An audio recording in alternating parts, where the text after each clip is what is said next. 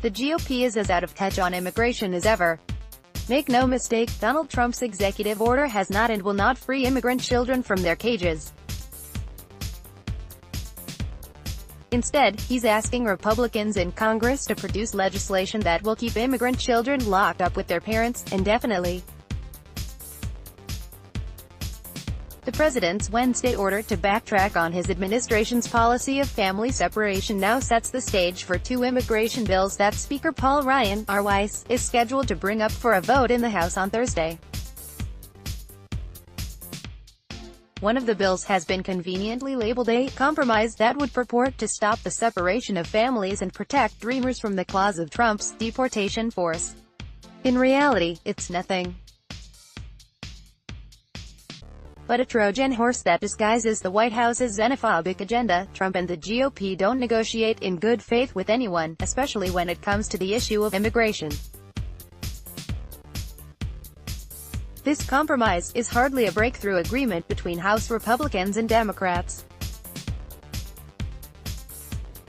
It's an agreement between Republican extremists and Republican slightly less extremists that the Speaker has orchestrated to kill two birds with one stone, put an end to the crisis that Trump and his senior advisor Stephen Miller created, children being taken from their parents at the border, while selling the American people a poisonous legislative package that further erodes our nation's values. Right now, the GOP is counting on the fact that you, their constituents, are so disgusted by the images and audio of children in detention, a consequence of a policy the Trump administration enacted earlier this year, that you would be willing to support any and all legislative remedy. Why else do you think they would blame the Democrats and call this a law that needs changing? Again, there was never a law requiring family separation, and Trump's order is itself an admission that the administration never needed congressional action to change the policy. Why else would Trump throw his fervent support behind not one, not two, but three immigration proposals? Saying or writing, "Our country is better than this," no longer gives you a pass. The answer is really quite simple. At the end of the day, the Trump administration and the Republican Party don't care about what happens to immigrants or their families. They care about restricting immigration into the United States. Anyone paying even the smallest attention to the constant changes and attacks on immigrants and their families can see that. Let's take a look at the trash the GOP is hoping Americans will buy out of desperation to save migrant children and Dreamers. The first, hardline bill is sponsored by Republican Rep. Bob Goodlatte, RVA, a part-time congressman and full-time xenophobe, who has filed a proposal known as the Securing America's Future Act, which mirrors the Trump administration's immigration wish list that was lambasted and defeated in the U.S. Senate earlier this year in a 39-60 vote. If you're familiar with Trump's 4 pillars on immigration, an end to the diversity visa program, restricting legal immigration to the United States, a non-solution for Dreamers, and funding for a border wall, then you have seen this bill before. The second, so-called, compromise bill is the Security and Immigration Reform Act, a bill so similar to Goodlatte's proposal that it's hard to tell them apart. Ryan and his band of moderates would like you to believe that this bill would stop family separation at the border and give Dreamers the relief they so desperately need. Guess what? It does neither of those things. Children and families could be detained for months or years under Ryan's compromise. This bill would keep children and their families detained indefinitely while they are prosecuted by Jeff Sessions' Department of Justice. That's right, children and families could be detained for months or years under Ryan's compromise. And the Dreamers? The Cato Institute reports that up to 82% of Dreamers wouldn't qualify for Ryan's proposed path to citizenship under his bill.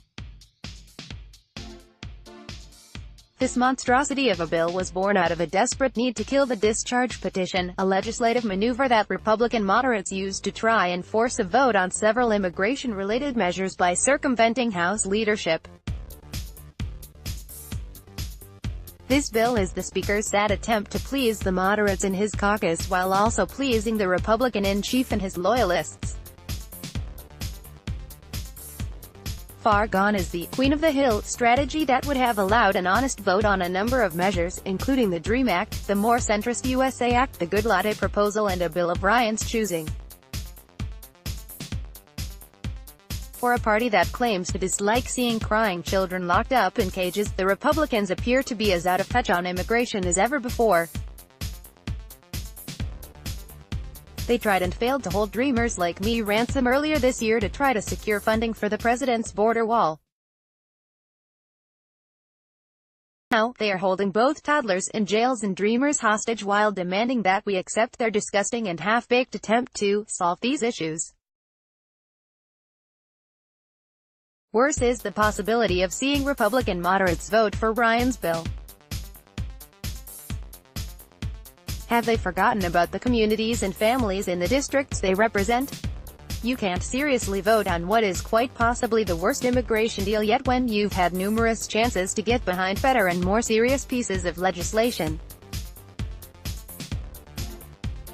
Voting for this sorry excuse of a compromise won't get you the sympathy of anyone, not even dreamers. Please, save your apologies for the campaign trail, when you are asked why you came up empty-handed or agreed to toxic immigration legislation that nobody but Trump, Sessions and Miller want to see enacted. For a party that claims to dislike seeing crying children locked up in cages, the Republicans appear to be as out of touch on immigration as ever before. Immigrants are people, and their immigration status, or lack thereof, doesn't mean they're animals or rapists or murderers or drug dealers. I am sick and tired of seeing my life, and the lives of millions of people in this country, being used as political chess pieces that politicians use when it's convenient for them. It wasn't enough to go after the hardworking families who live in constant fear of Trump's hardline immigration policies. Now, we are criminalizing families fleeing violence in their home countries. As the outrage about family separation continues to grow, I hope we as a country are collectively looking at ourselves in the mirror. Saying or writing, "Our country is better than this" no longer gives you a pass. If you haven't called your member of Congress and demanded real, concrete solutions to family separation, then what are you waiting for? It doesn't matter whether you have a Democrat or a Republican representing you in Congress.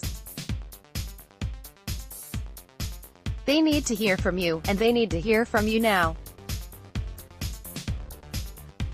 Show the Republican Party that a zero-tolerance policy on immigration will never be a winning strategy.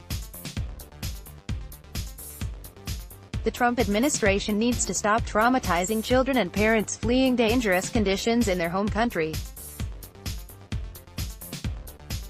These are human beings who are in need of protection and opportunity, not detention.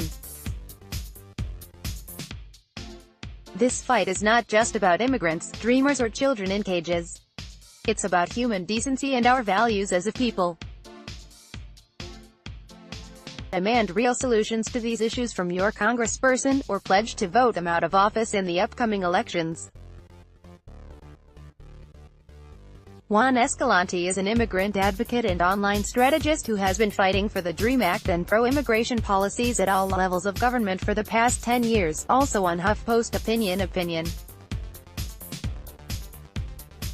What you can do to help end family separation. Opinion: why the face of family separation is a white woman. Opinion: what Father's Day looks like for separated families. Download.